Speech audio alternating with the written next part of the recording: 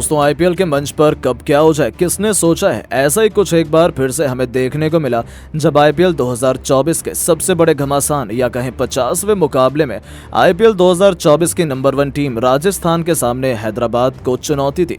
Rajiv Gandhi international stadium में इस मुकाबले की शुरुआत से पहले जब टॉस के लिए सिक्का उछाला गया तब हैदराबाद के कप्तान पैट कमिंस की किस्मत एक बार फिर चमकी और उन्होंने टॉस जीतकर पहले बल्लेबाजी करने का फैसला किया। हैदराबाद के लिए ट्रेविस हेड के साथ अभिषेक शर्मा की खतरनाक जोड़ी मैदान पर गदर मचाने आई थी। उनके कंधों पर टीम को तूफान की शुरुआत दिलाने की जिम्मेदारी पहले ही गेंद पर हेड ने चौका लगाकर अपने इरादे जाहिर करने शुरू कर दिए थे, तो दूसरी तरफ से अभिषेक शर्मा ने भी रविचंद्रन अश्विन को छक्के के लिए बाउंड्री पार डिपॉजिट कर अपना खाता खोला। हालांकि उम्मीद के मुताबिक उनकी शुरुआत धीमी हुई थी। 4 ओवर में हैदराबाद केवल 25 रन बना पाई थी। राजस्थान के गेंदबाज कातिलाना गेंदबाजी कर रहे थे। उसका नतीजा हुआ कि 5वें ओवर लेकर आए आवेश खान ने पहले गेंद पर अभिषेक शर्मा को पवेलियन भेजकर हैदराबाद को पहला झटका दिया, जहां अभिषेक 10 गेंद में 12 रन बनाकर वापस लौटे। उनके आउट होने के बाद मैदान में अनमोल प्रीत सिंह को भेजा गया था, लेकिन राजस्थान ने तो हैदराबाद की धज्जियां उड़ाने की ठान ली थी। पावर प्ले के आखिरी ओवर में संदीप शर्मा ने आते ही अनमोल प्रीत सिंह को भी वापस भेजकर हैदराबाद के फैंस की बोलती बंद कर दी, जहां अनमोल प्रीत केवल 5 रन बना पाए। 6 ओवर के पावर प्ले में हैदराबाद की टीम मुश्किल से 37 रन बना पाई और उनके 2 बल्लेबाज पवेलियन की शोभा बढ़ाने लौट गए थे। अब मैदान पर ट्रेविस हेड के साथ नीतीश रेड्डी मौजूद थे। ऐसा लग रहा था राजस्थान इस मुकाबले में बहुत आगे है, लेकिन धीरे धीरे इन दोनों खिलाड़ियों ने संभलकर अपनी टीम को आगे बढ़ाना शुरू कर दिया। लेकिन हेड को ज्यादा देर तक रोक पाना कहां राजस्थान के गेंदबाजों की बस की बात थी। 9वें ओवर में युजवेंद्र चहल की धज्जियां उड़ाते हुए ट्रेविस हेड ने एक के बाद एक 2 तूफानी छक्के और एक खतरनाक चौके की बदौलत न केवल 18 रन बटोरे बल्कि 9 ओवर में ही हैदराबाद को 66 रनों तक पहुंचा दिया। उन्हें खतरनाक बल्लेबाजी करता देखकर तो नीतीश रेड्डी का भी बल्ला गरजना शुरू हो चुका था। 10 ओवर में हैदराबाद ने बना लिए थे 75 रन। उन दोनों के बीच एक मजबूत पार्टनरशिप पनपने लगी थी। अब तो ये दोनों खिलाड़ी एक के बाद एक सीधा चौके छक्के से डील कर रहे थे। 12वें ओवर में बोल्ट के खिलाफ चौका लगाकर ट्रेविस हेड ने अपना अर्धशतक केवल 37 गेंद में ही पूरा कर लिया था। उनके बल्ले की आंधी में तो राजस्थान की जीत के अरमान हवा होने लगे थे। इन दोनों खिलाड़ियों के बीच 50 रनों की साझेदारी हुई तो 13 ओवर में तो नीतीश रेड्डी ने युजवेंद्र चहल को ऐसे पीटा जैसे कोई पुरानी दुश्मनी का बदला निकाल रहे हो। पहली गेंद पर चहल का स्वागत विस्फोटक छक्के से किया गया तो अगली गेंद पर चौका लगाया। जाते जाते 5वीं गेंद को भी स्टेडियम के दूसरे स्टैंड में छक्के के लिए डिपॉजिट किया और आखिरी गेंद पर एक और चौका लगाकर नीतीश रेड्डी ने इस ओवर में कुल 21 रन बटोर डाले।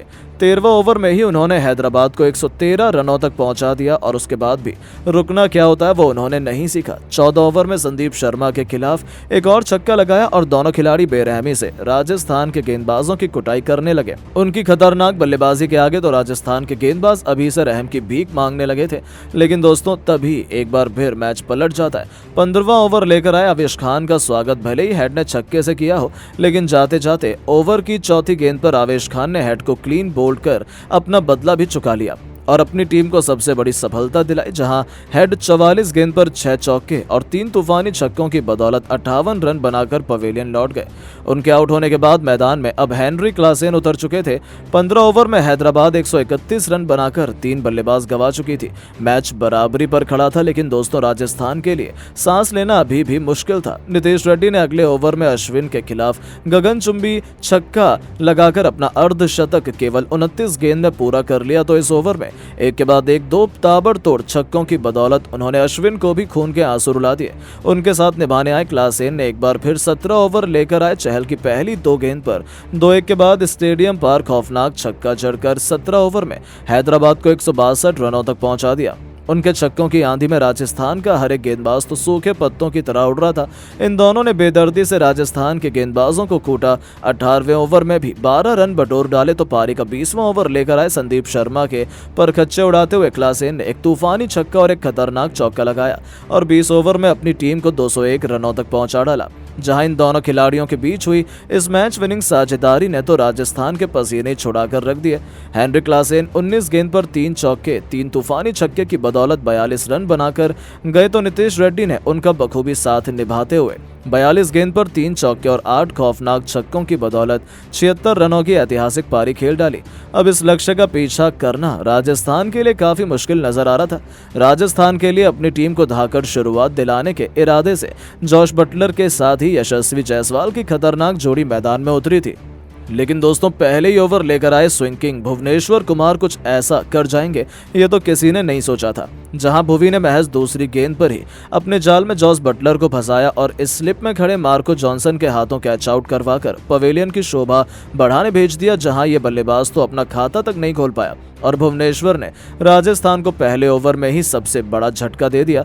तो उनके आउट होने के बाद बल्लेबाजी करने उतरे संजू सैमसन को ऐसी घातक इन स्विंग गेंद फेंकी जिसके सामने संजू तो अपना बल्ला भी हिला पाते उससे पहले ही भुवी ने उन्हें क्लीन बोल्ड कर राजस्थान के खेमे में हाहाकार मचा दिया, जहां संजू सैमसन भी खाता नहीं खोल पाए थे। और इस बार भुवनेश्वर ने क्रिकेट को फुटबॉल में तब्दील कर राजस्थान के फैंस की बोलती बंद कर दी और 1 रन बनाकर राजस्थान ने अपने 2 सबसे बड़े बल्लेबाज गंवा दिए थे।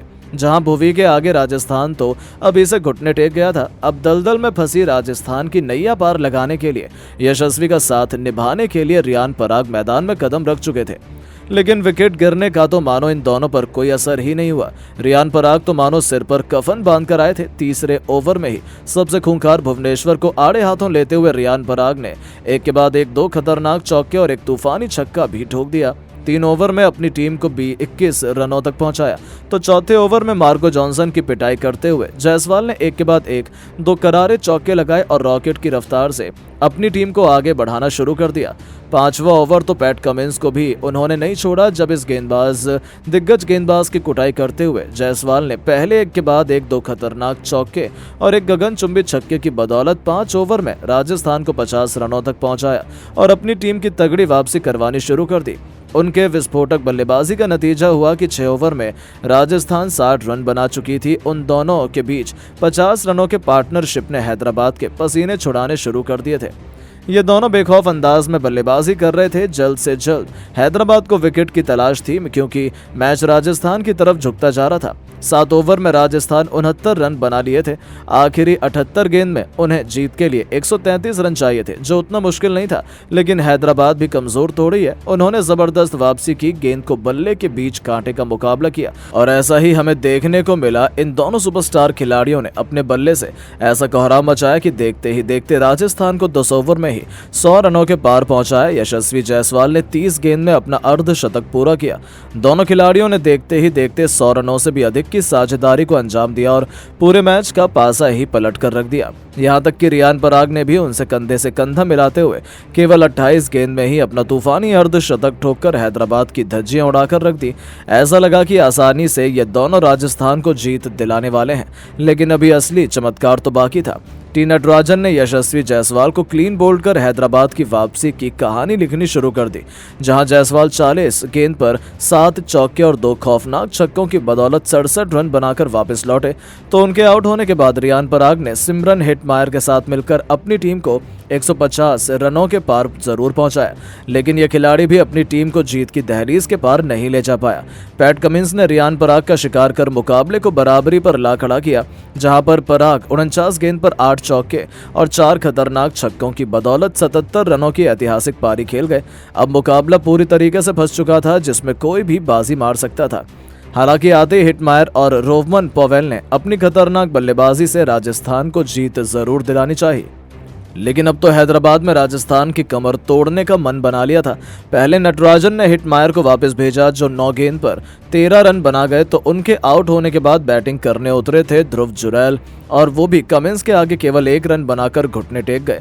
मुकाबला तो ऐसी पोजीशन में था जहां से कौन बाजी मारेगा ये कहना मुश्किल था। अब रोमन पवेल के साथ रविचंद्रन अश्विन की जोड़ी मैदान में मौजूद थी। आखिर 10 गेंद पर राजस्थान को जीत के लिए 19 रन चाहिए थे, लेकिन अगली 3 गेंद पर पवेल डॉट कर जाते हैं। 7 गेंद पर जब 19 रन चाहिए थे, लगा कि राजस्थान मैच हार गया, तो पवेल ने अंतिम गेंद पर छक्का लगाकर मुकाबले को रोमांचक बना दिया। अब राजस्थान को जीत के लिए चाहिए थे अंतिम 6 गेंद पर 13 रन।